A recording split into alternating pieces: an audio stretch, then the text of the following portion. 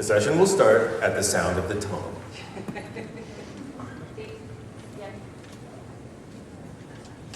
Tony Keller sits down.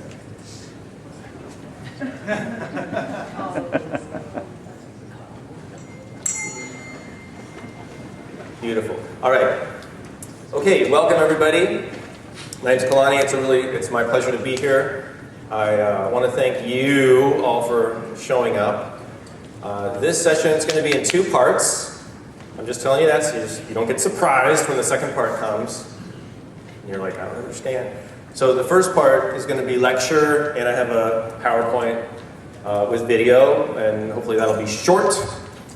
And we just want to get through that. Also, I'm going to say right now, I'll say it again at the end, all of this is on the PlaySingLaugh.com website, which I will list at the end. But you can access all this stuff on my website, including the videos.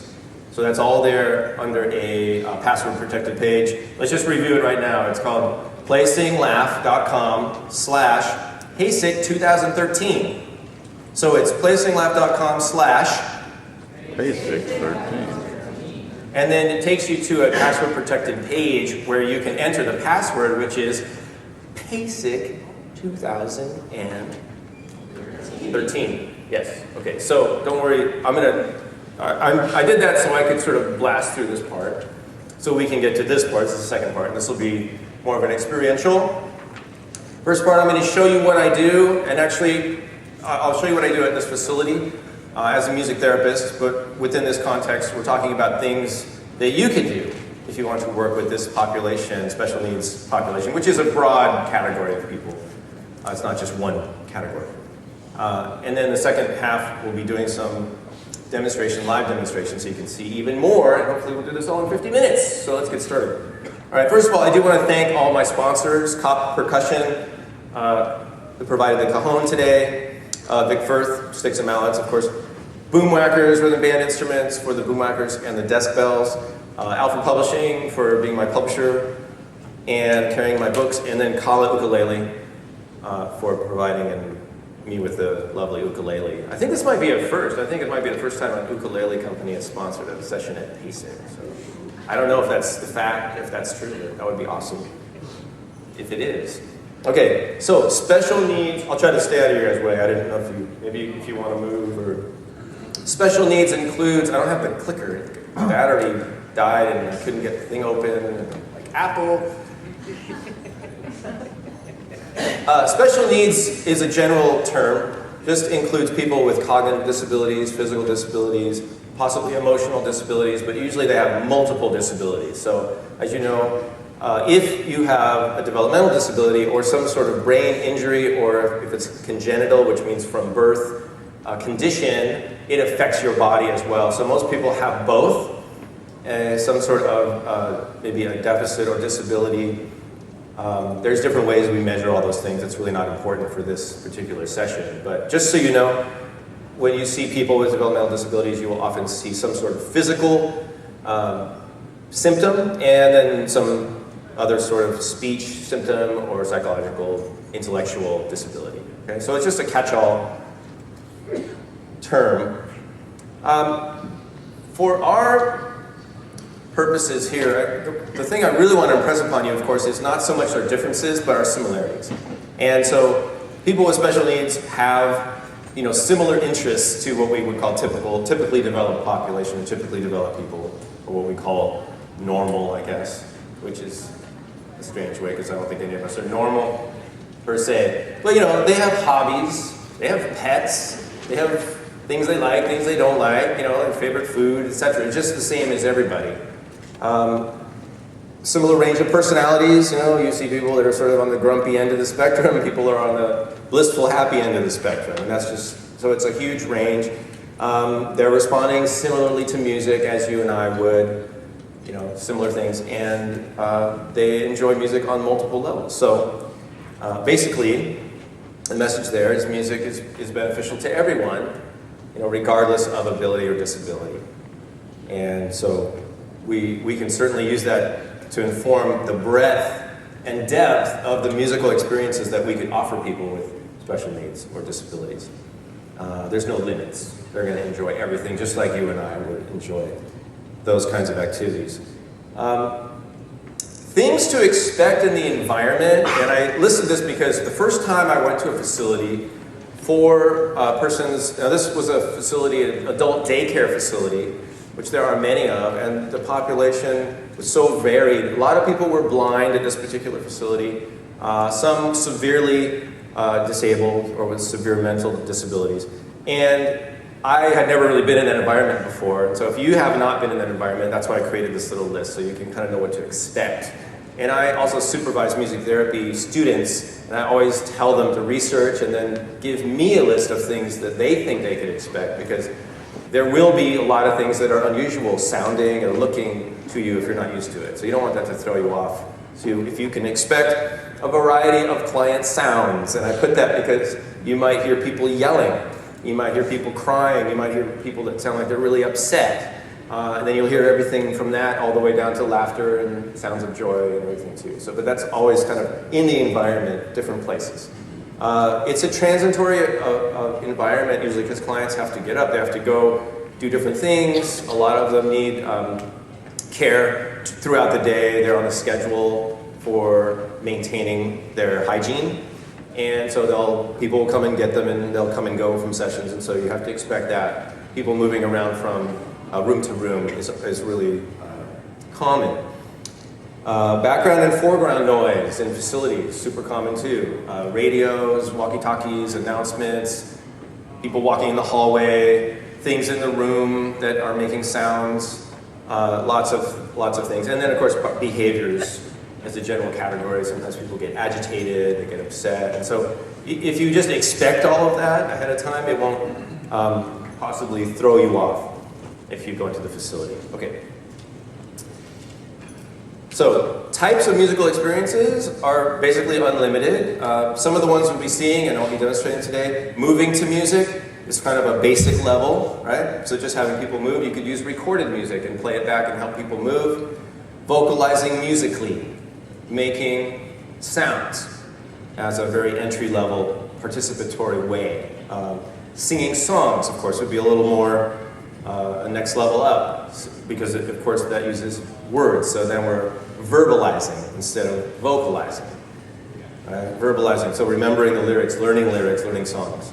Playing instruments, of course, something we all like to do. So using different instruments that are accessible and durable, and I'll talk about that in a second. Three main categories of types of musical activities: improvisation, recreating music, which means just playing a song that already exists, singing a song that's a common song, folk song, or maybe a song that they learned before, and then composing, which at this level involves very basic things like maybe replacing a word in a song that they already know, or choosing an instrument to play, or deciding, making basic decisions, compositional decisions. So, participant instruments are, here's the list, you can read it, easy to hold and play, durable, low to medium volume, blend in large groups, large quantities, fairly lightweight usually, and easy to move and store. So those are just some general criteria. It doesn't mean that you can't have instruments that don't fall into these categories, but this is a recommendation. And a lot of the instruments we have here today would meet all these requirements. Examples, you can see I've got listed here, and we're going to use some of these today. Okay. We made some streamers, and we use these with the groups, and it's just, you go to the hardware store, and you get a little rod, and you get a swivel. That's the key. You have to go to the fishing section, and you get the little lure swivel, and you put your little streamer material. You can go to the Joann's fabric, and you get the streamer material. They love them, and what this does is something like this. They can just move to the music. Maybe they're singing a song at the same time, or you can incorporate it with dance. But streamers are awesome, super motivational. It gets people moving. So, I'm just going to point out too that what we're trying to do here is not get them to use the streamer. What we're helping them do is move their bodies. And if you just say, hey, everybody, wave your arm around, they're going to be like, why should I wave my arm around? I don't want to wave my arm around. But if you give somebody a streamer, they just go nuts. They're going crazy. And then you don't have to say, let's move, because they're just going to do it automatically. So that's motivational. And so we use instruments in the same way and for many of the same reasons. So now I'm going to talk about leader instruments, or you could substitute the word leader for teacher, therapist, facilitator. Doesn't really matter. I'll use the word leader. Let's say musical activity leaders. So those would be, of course, suitable for musical support, which means we're talking about volume there. The sound of the instrument, it needs to have a certain body so that it can be heard in the group. If you're doing drumming only, we might be talking about like a bass drum, for example. Something that's going to be felt and heard among the whole group. Able to provide a rhythmic structure. So that pretty much goes for most instruments, but you want to make sure it's something that you are comfortable playing and can be heard, and you can provide a groove or whatever that is, some sort of rhythmic structure. Able to provide a harmonic structure. That could be your voice. I like to use the ukulele, and you'll be seeing me playing the ukulele, and I'll play it here. Could be anything. A lot of people use guitar. You could have a little keyboard. You could use a kalimba, but it's nice to have something where you can provide harmonic structures. Because if you're doing a song, then you have a foundation on which to build. Certainly no problem doing a cappella. You do singing. I mean, people do that all over the world every day, and it's no problem. But clients will respond probably more when they hear strumming and a chord, and they hear that, and it's rhythmic and it's harmonic. So if you're a marimbist, awesome, but you might want to downsize for this particular application, which speaks to the last point, portability. Okay, so I just went over this list, but voice, guitar, ukulele, drum, or cajon. I like the cajon a lot. I use a Native American flute, and you'll see me using it in the video. Or something unique. I mean, accordion, awesome. You know, something kind of with body that people can hear. All right.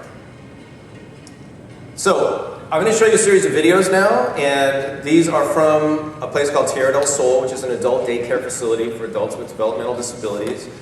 It's an awesome facility. They have farm animals in one section. They do outdoor activities. They have artwork. They're doing ceramics, painting. I am there a couple times a week, or we're there a couple times a week, my partner and I, and we have music therapy on Mondays, and then what we call the Hawaiian-based music club on Wednesdays, which you'll see some pictures from that. That's where they're wearing the leis.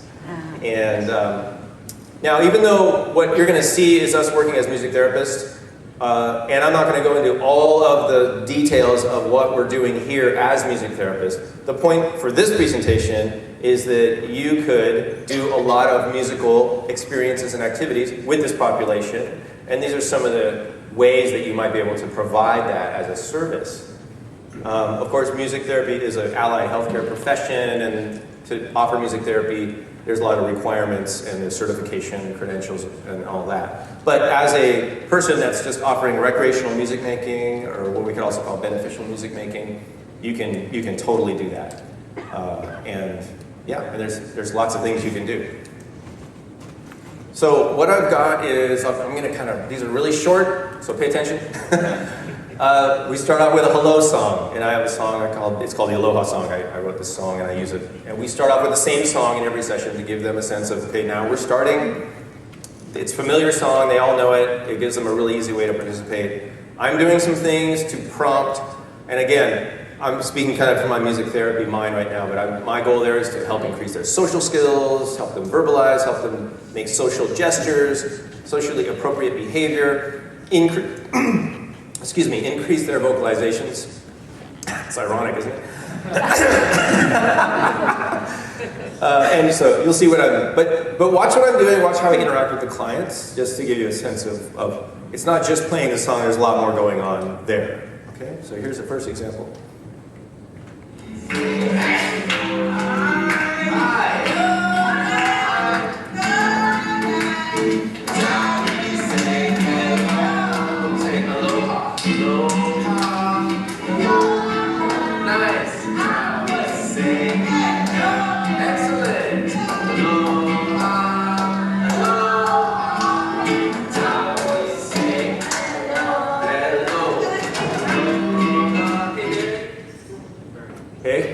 Lots of things just happened there. Verbalizing, physical reinforcement, verbal reinforcement, behavior, prompting, etc., etc., etc. So that's one example. But yeah, we start with a hello song, and then we switch to an instrument, and they got a shaker, and this is just shaking. You'll see me asking them to shake it in different directions and at different things, and this is helping with orientation to the environment, and it's fun. So you'll see some people participating to a greater degree than others, some people not so much. So, and this is very typical. So you don't take it personally if everyone's not doing everything.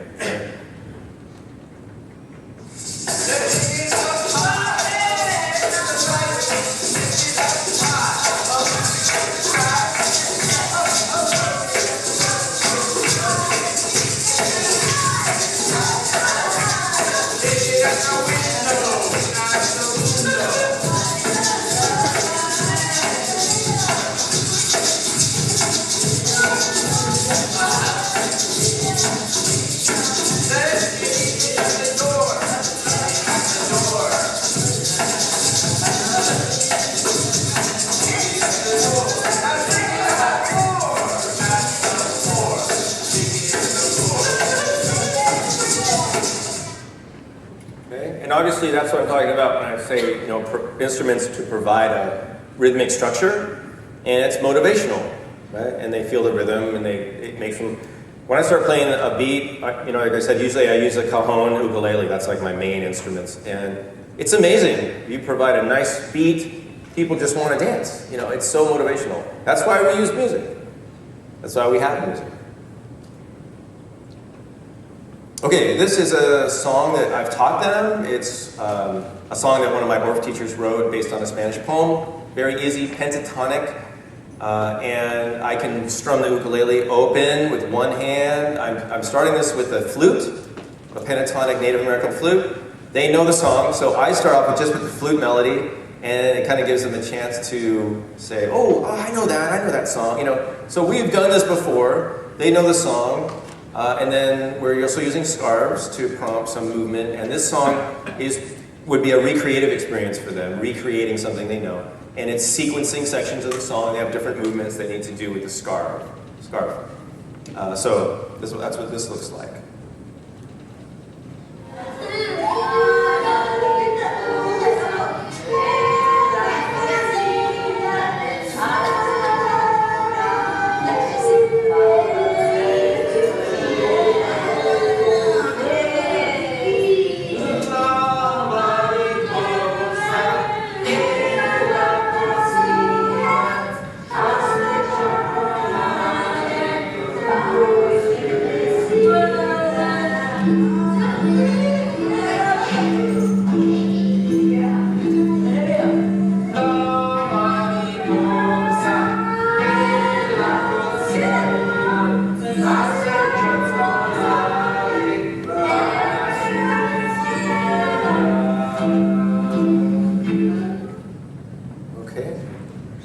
So there, the end is para su vecina. The words were la mariposa, the butterfly, and la cocina, in the kitchen. Hace chocolate means making chocolate for her neighbor, para su vecina. So that's a little bit of a social interaction part where they take their scarf and they kind of throw it on their neighbor's shoulder or something, or pass it to. You could do passing, but passing in this situation probably not going to happen. So there's ways of modifying. We'll talk a little bit about the importance to be able to modify things to make them work. But that is a moment where caregivers or clients would connect with the person next to them. And that's super important, especially for this population. Just want to mention that a lot of these people, their lives are pretty isolated. And even though they might be in the same room doing the same activity, they're not interacting. And that's what this committee presentation, these presentations are all about, right? It's all about interaction. So anything you can do to connect people, to have them either share an instrument or share an object or connect with somebody else through passing something or reaching out or extending some sort of interactive interaction. Yeah, that's great, because they need more of that. Okay, let's see what else we have here. All right, Fanga Lafia song, a very popular song in music education and recreational drumming. What we're doing here is we're focusing on the beat, on rhythm. We're using boom whackers. Fanga is a pentatonic melody. Those of you that know the song Little Liza Jane, we know that the melody probably came from that. And it works on the pentatonic scale. So here I've passed out boom whacker tubes. And notice, look up in the left part of the screen, you'll see, so clients are using them in different ways. And just look around at different clients while this is happening. You'll see they're using them in all different ways. And then I'm basically just trying to provide motivation and some structure in this.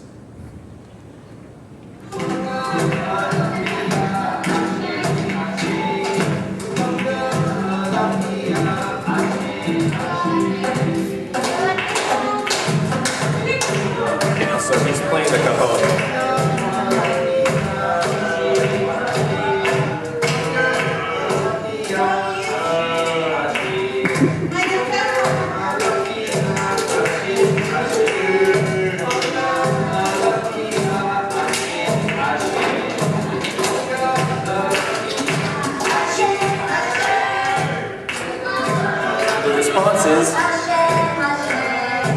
Yeah, so that's what we call a completion of the phrase. So the goal for some of the clients is to say ashe, ashe. So not to sing the whole song. And if we can get them, we're setting them up.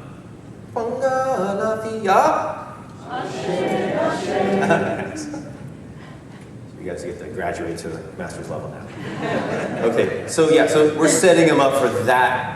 That's the objective, for them to say ashe, ashe. And if we can, some of the clients, if we can get them to do that, that is awesome, And it gives them a way to participate. But it's super easy, super simple, right? A word like ah, or maybe they just go ah, or something like that. And that could be all you're looking for from some clients. You might have heard there was one guy, Simon, who was just making a sound. He was just vocalizing during that, which is great. So that's the first step. So you see all different people, and of course we mix it up, and I say, you guys say the first part, and I'll say the second part this time, or sing the whole song, or this happened, that happened. Any way you want to arrange it is great. But we're always thinking about what's the point of that arrangement, and what are we looking to produce in terms of a benefit or outcome for them. All right. This is another section of that La Mariposa song with the scarves. Now that was pretty complex because they had to sing a song, it had 4 sections, they're doing different movements. So here's a way of simplifying something. What we do is I do an interlude, and it's one chord, and it's just about tossing the scarf up in the air and catching it. And again, this is more of a motor skills kind of thing, getting it to move and toss it. And it's nice, it's a kind of pretty thing, for them to experience. But this would be a way of taking the same song, same material, and making it super simple, and just giving them one thing to do, right? Focus on. So here we're using the music as a structuring tool to say, you'll see I strum the ukulele, and that's when I toss. I'm also using my voice to emulate the sound. So just pay attention to what I'm doing, and maybe you can see what they're doing, see what the reaction is.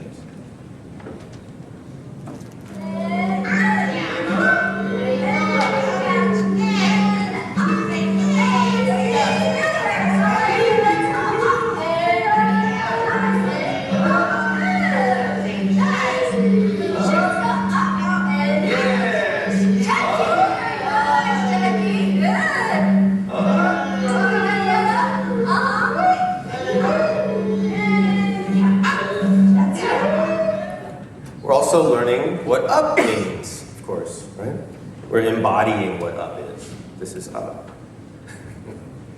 Right? So there's lots of different ways you can look at that and see the benefit of doing that. Okay. Hula.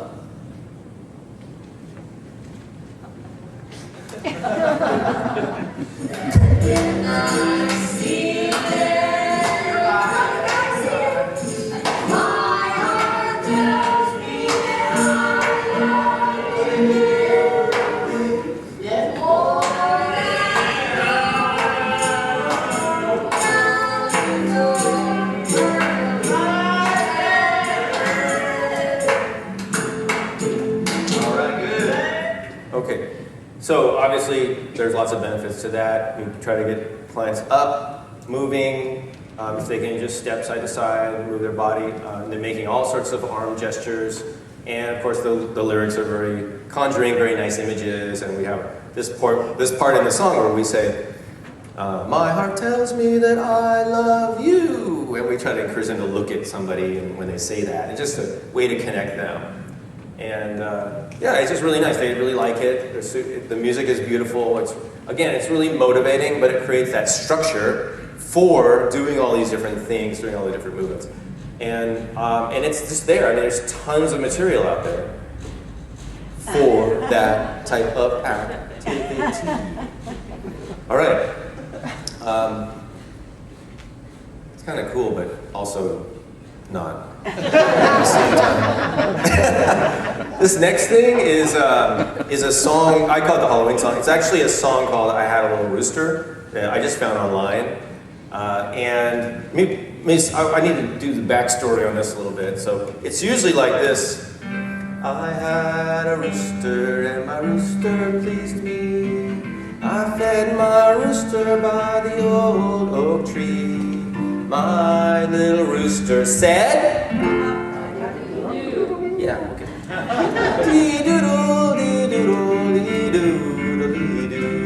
Okay, so that's what we usually do. But it was Halloween. It's the week of Halloween.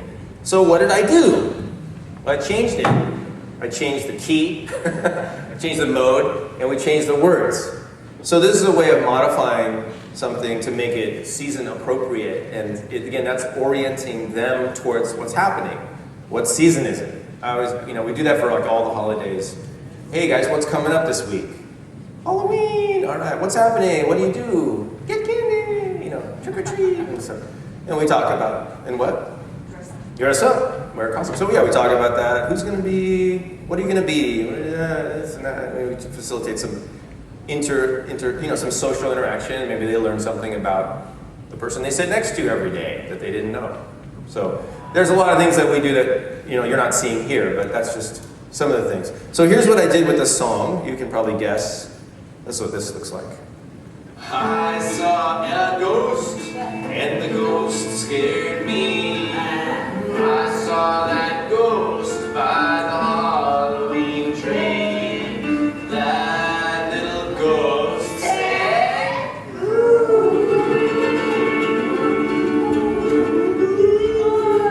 you can too. And that little cat said, meow.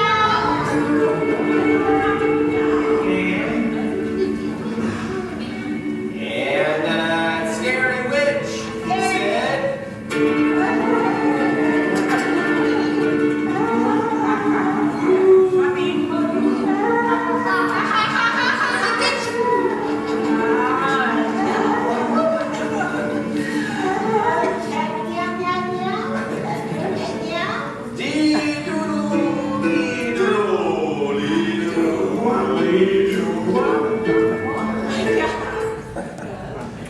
yeah, so we just change it up. And that's one of the nice things too about being a musician is that you have those skills. You can do that. You can change the meter, you can change the key, you can change the tempo, you can change the lyrics, you can do anything you want. And so as you were thinking about, well, you work with anybody, any group of people, that's always an option for you. Change it up to fit the situation a little bit better. This one we're using paddle drums for a musical response that they're going to play the drum.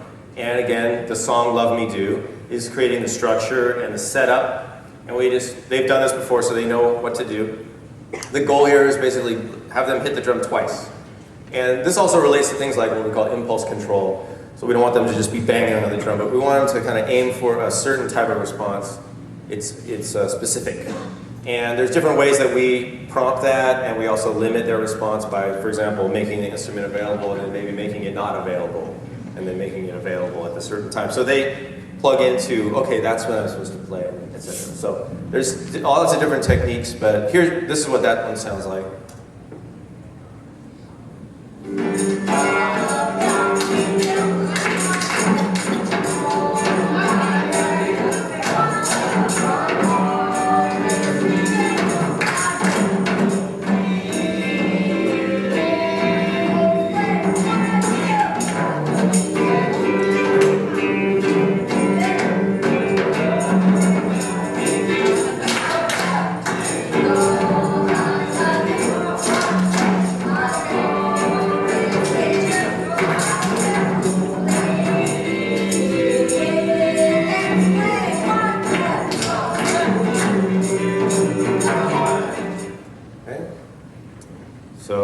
so many different ways to create something nice, some structure for people to plug into.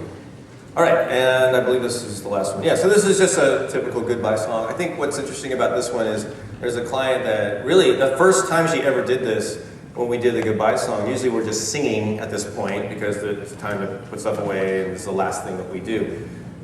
They might have scars by this point just to kind of finish. But she went over and she decided to play the cajon. So I was working with her a little bit. I thought that was cool. So that's why I'm sort of focused on her hitting the cajon in this particular song. But we do a goodbye song for the same reason we do a hello song. It tells them that it's time to wrap up and go. And I usually I could tack on one or two other songs on this goodbye song, depending on how much time we have. But it's one of the ones that we use, and it signals that to them, and it gives them a chance to get used to the transition, because transitions can be difficult, can be hard for people. So that's why we have that. So here's a little sample. It's not that long.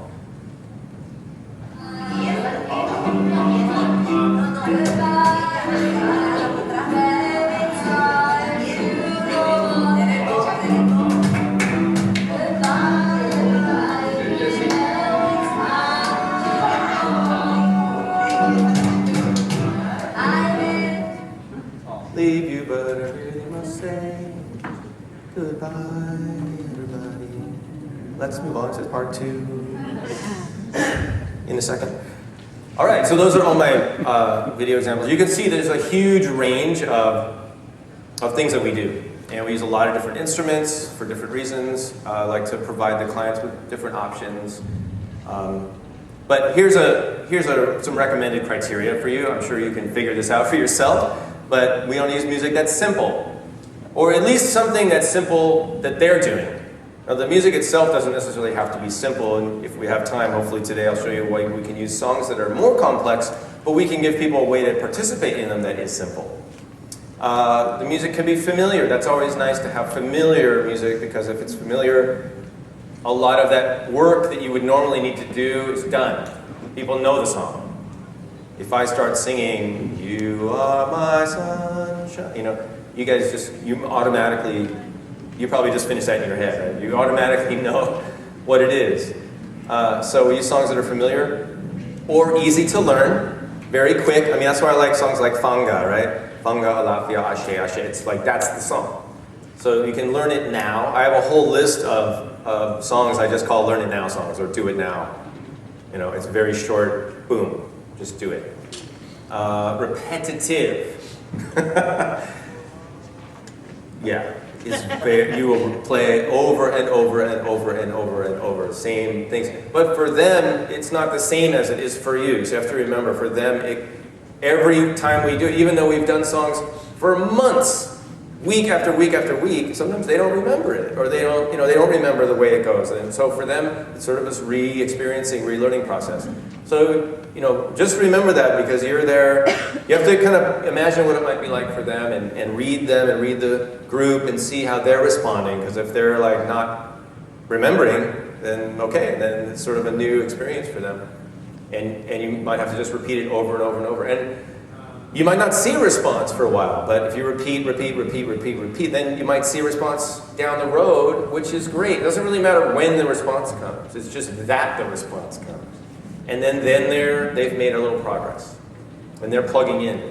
We had one woman in one group that wasn't really participating or singing much for like a year. And then recently, she was like, I want to sing the goodbye song. I want to sing. And she just sang it. She knew all the words, and she sang it by herself. It's like a completely different person. And she needed all that time to feel like it was the right time for her. So you just, patience is number one. All right. And then, music can be flexible. Right? We need music you can change it up, because you will need to change it a lot.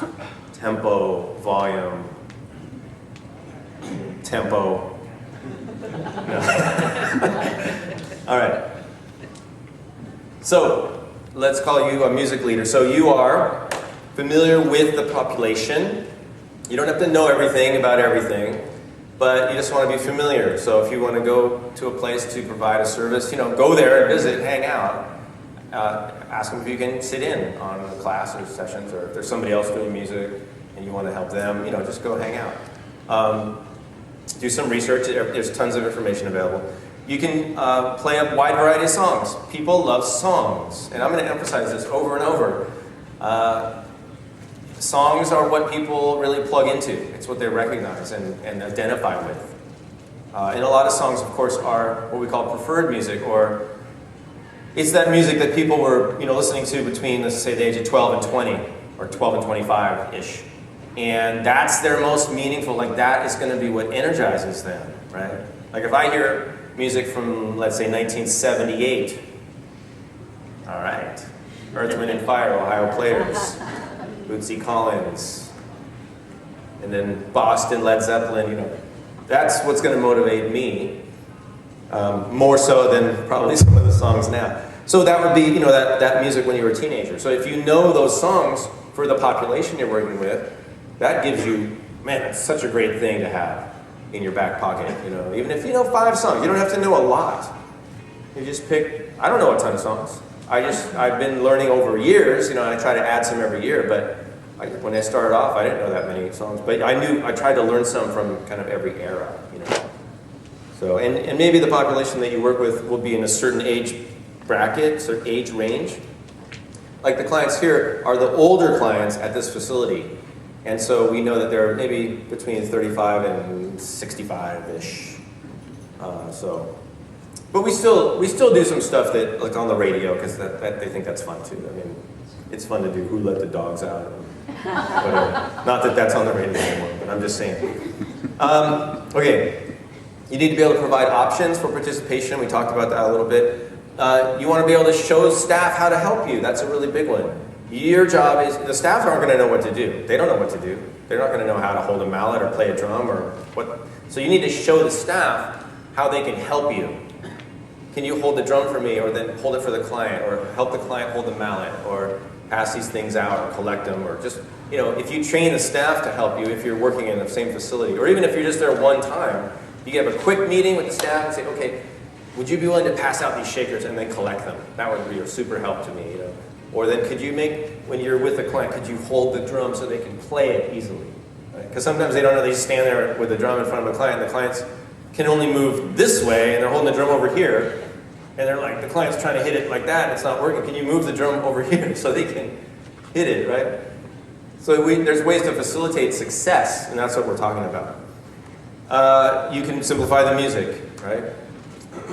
And then keep it recreational, unless you are a teacher or you're hired as, if you're a music therapist, for example, and you have those skills, and then you can be hired as a therapist or provide therapy. But I think, if you have any doubt in your mind, just do the music. And that's enough. That's a lot. So you're not there to calm somebody down that gets agitated. Let the staff do that. That's their job. If somebody's having behaviors or they get upset, you could change the music. You could stop the music. And that might facilitate the person's transition into a more calm state. But you're not, you know what I'm saying, right? You don't try to be a caregiver or a therapist or something that you're not trained to do. Ask for help if you need help.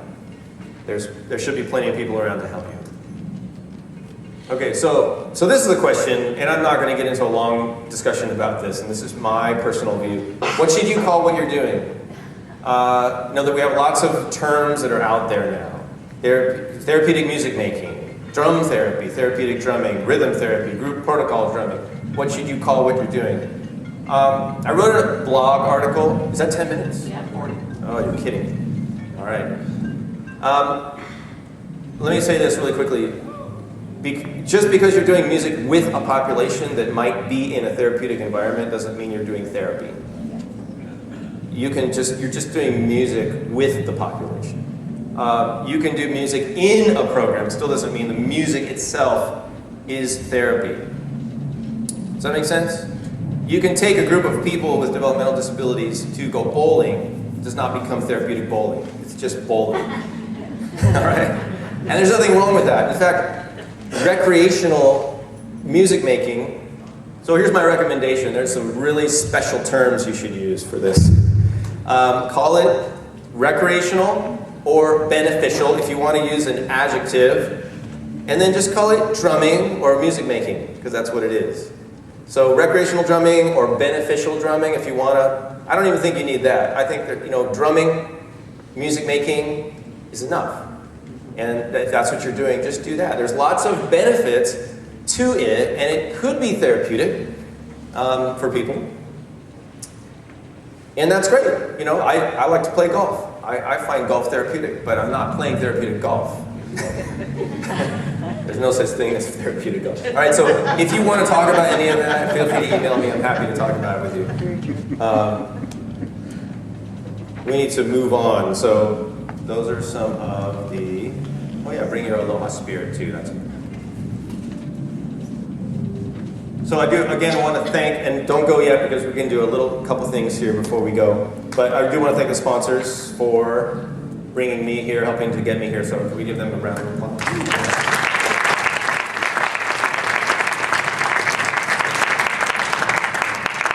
And I'm going to leave this up. This is, those are my websites and my Twitter address.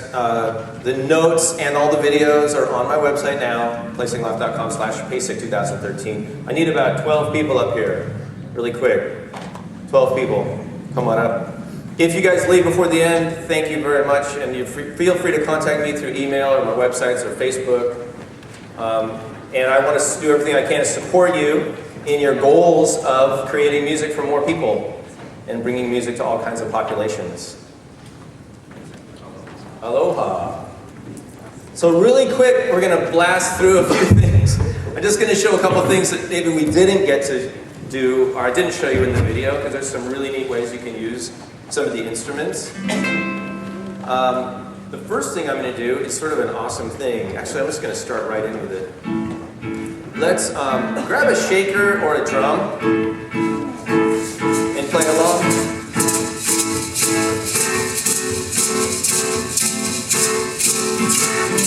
You guys can sing along too, alright?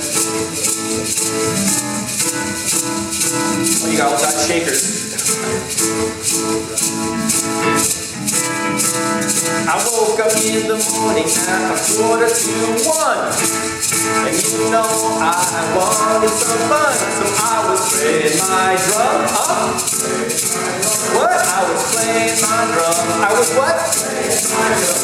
I was playing my drum just for fun. Yeah, I woke up in the morning at 1:45. And you know what I wanted to do? I was playing my drum. I was playing my drum. I was playing my drum just for fun. Yeah. I woke up in the morning at 2:45. And you know where I wanted to be. I was playing my drum. I was playing my drum just for fun. Yeah.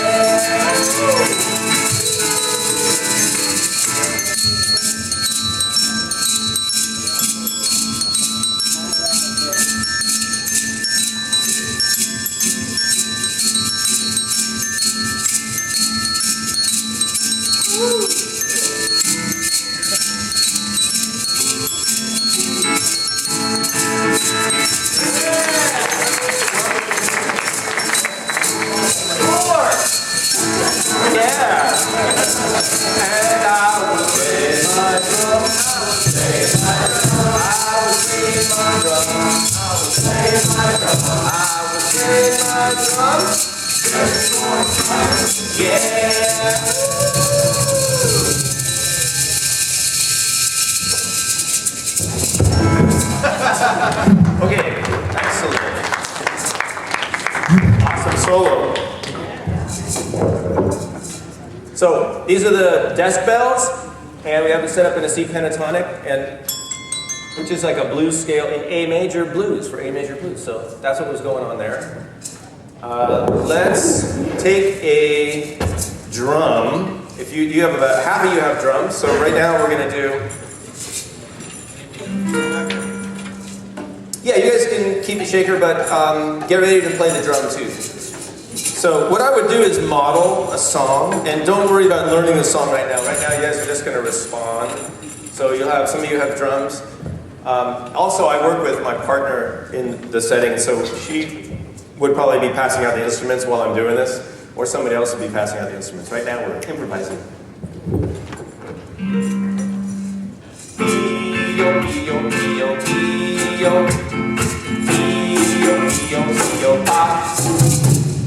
Canta, canta paraítos, que tu cantar alegra el corazón. Pío, pío, pío, pío. Pío, pío, pío, pa. Canta, canta paraítos, que tu cantar alegra el corazón. Yeah! Pío, pío, pío, pío. Say. Pío, pío, pío, pa. Canta, canta paraíto, que tu cantar alegra el corazón. Pío, pío, pío, pío. Pío, pío, pío, pa.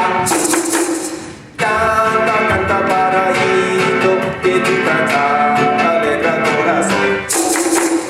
Pío, pío, pío, pío. Pío, pío, pío, pa. Canta, canta paraíto, que tu cantar alegra el corazón. Que tu cantar alegra el corazón. Que tu cantar alegra el corazón. Okay, nice. Now,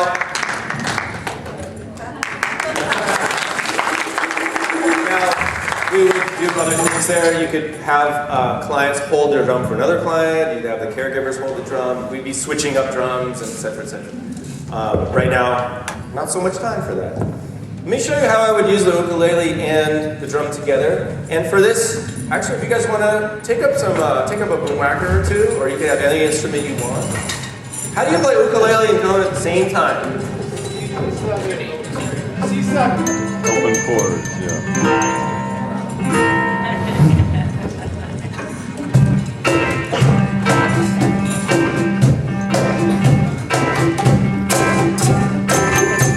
The line in the coconut, take it all up. The line in the coconut. The line in the coconut, drink it all up. The line in the and say, doctor, ain't there something I can take? Doctor, to relieve my bellyache. Doctor, ain't there something I can take? Doctor, to relieve my belly. Put the and put the and drink it. Let me see you drink it. Take it and you say, ain't there something I can take? Say, doctor, to relieve my belly. And you say, doctor, yeah, there's something I can take. Say, doctor, to relieve my belly.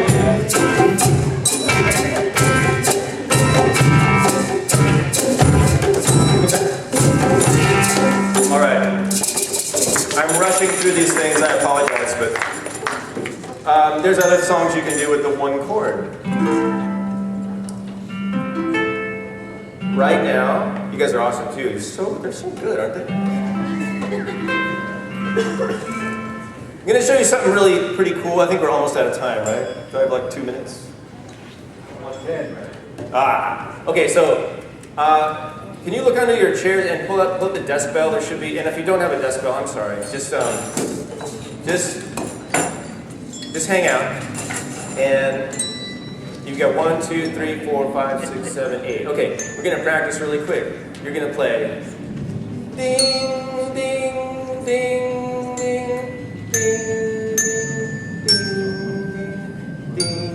Ding, ding, ding, ding, ding, ding. Okay? Now I'm going to point to each person. C. We're gonna have to ding a little slower. Ding, ding. Okay, about there. So ding, ding. So but I'll point to you, and then we're gonna go down the row. Ready? Here we go.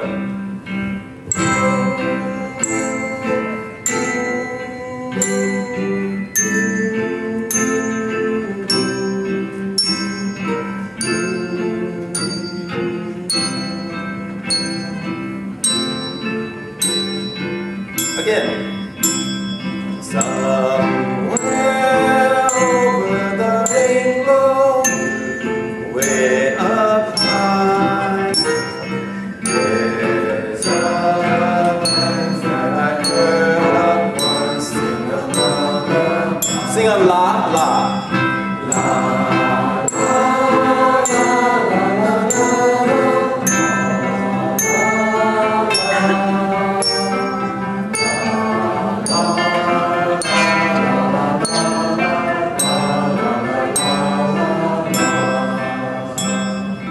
la la la la